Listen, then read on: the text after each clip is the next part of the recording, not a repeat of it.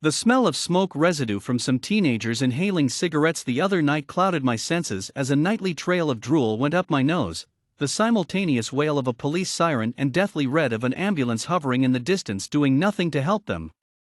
I grumbled a sarcastic good morning to myself before peeling myself out of the cold mattress called my bed to brush my face.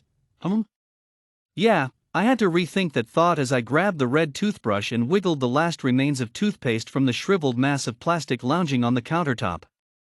The hue of my toothbrush shifting up and down alongside my miserable reflection reminded me of the last color someone would be seeing today. I blinked, startled by the fact of how my thoughts could go from donuts to death in a few seconds, but decided to suppress the realization instead. I could think of another thought instead, right? What was that thing that tried to kill me the other day? The door. The door is green. The door has blue jays painted on it. The door is also kinda boring. I opened this door, trying to remember the layout of our tiny apartment since smaller things always seem to confuse me more. Actually, I was just trying to find the room where my roommate stashed drugstore chocolate muffins.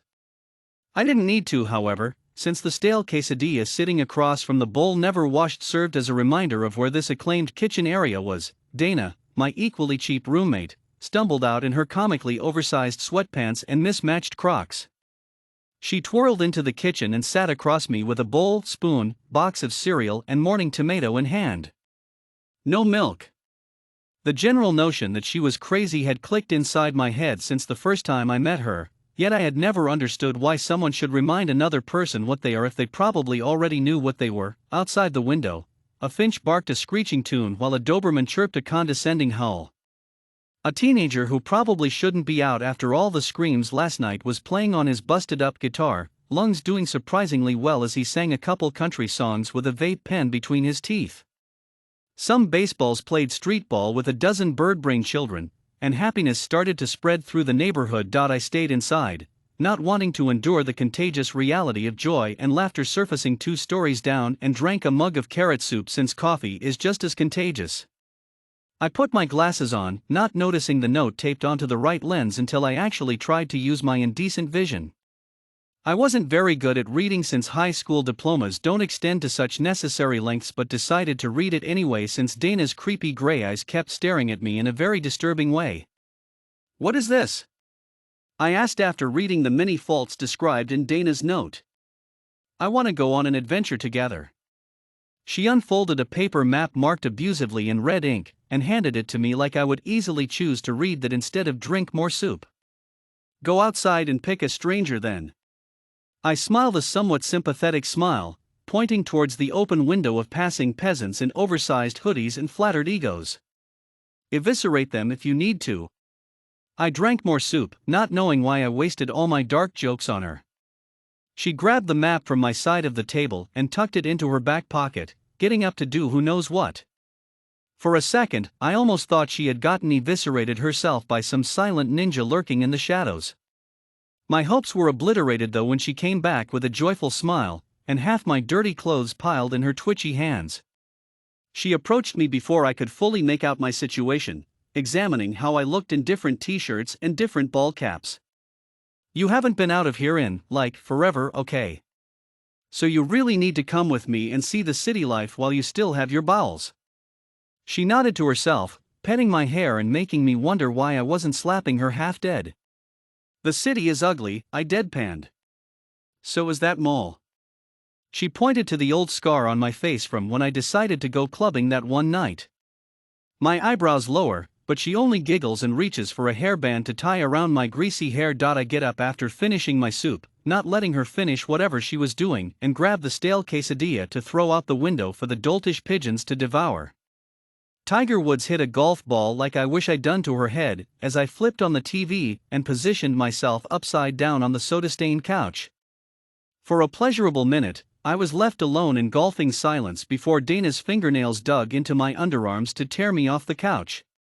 "But it'll be fun, Blondie." "No it won't, I'd rather be a Raina," I say, grabbing onto the couch with all my strength. "You're always Raina on my parade." She pouted, her strawberry lip gloss glimmering, making me lose my grip long enough to hit the hardwood floor headfirst. she threw my red socks cap and a pair of black leggings at me while my head was still spinning, dumb pigeons circling my head for more quesadillas. I swatted them off and maybe said a couple four-letter obscenities, since the floor was annoying, and so is Dana. I'm still not going. I curled into the fetal position just in case she tried to drag me out. I know you don't hate me. She landed herself on the couch royally, using flamboyant hand gestures to talk. I mean, you haven't thrown carrot soup in my face or anything. I love it too much to give it away.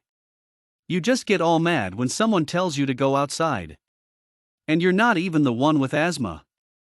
I turned my head to look at her because, as far as I knew, nobody in this room had excessive mucus lodged into their bronchial tubes.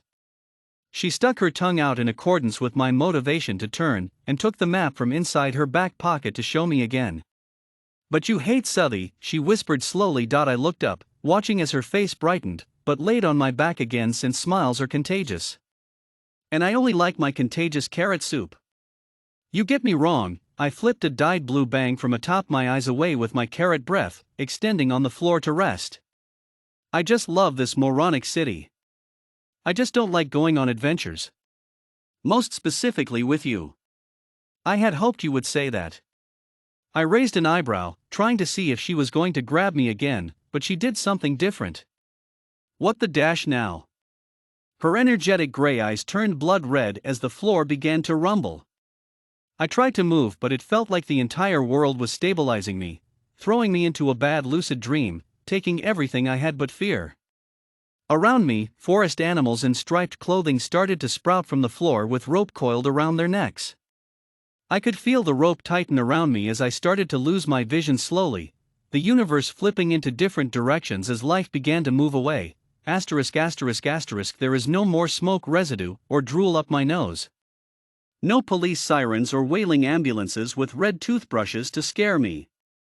I sit in Adventureland with Dana and the forest animals, and everything is happy and glittery and smells like tomato paste. I miss Southie.